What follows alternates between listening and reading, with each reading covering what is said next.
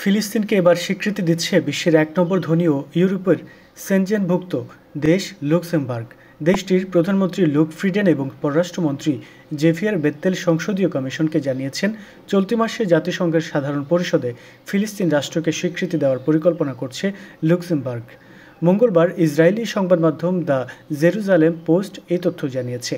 প্রতিবেদনে বলা হয়, লুক্সেমবার্গের প্রধানমন্ত্রী লুক ফ্রিডেন ও পররাষ্ট্রমন্ত্রী জেভিয়ার বেত্তেল দেশটির এক পার্লামেন্টারি কমিশনকে জানিয়েছে যে তারা ফিলিস্তিন রাষ্ট্রকে স্বীকৃতি দেওয়ার পরিকল্পনা করছেন।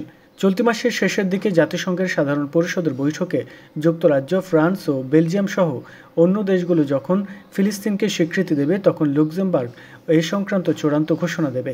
এর আগে এই দেশগুলো ফিলিস্তিনকে স্বীকৃতি দেওয়ার কথা জানিয়েছিল। অস্ট্রেলিয়া, কানাডা, বেলজিয়াম এবং যুক্তরাজ্যও শর্ত সাপেক্ষে বৈঠকে ফিলিস্তিনকে স্বীকৃতি দেওয়ার পরিকল্পনা করেছে। চলতি বছরের এপ্রিল পর্যন্ত জাতিসংঘের ৭৫% সদস্য দেশ অর্থাৎ প্রায় ১৪৭টি দেশ ফিলিস্তিন রাষ্ট্রকে এরই মধ্যেই স্বীকৃতি দিয়েছে।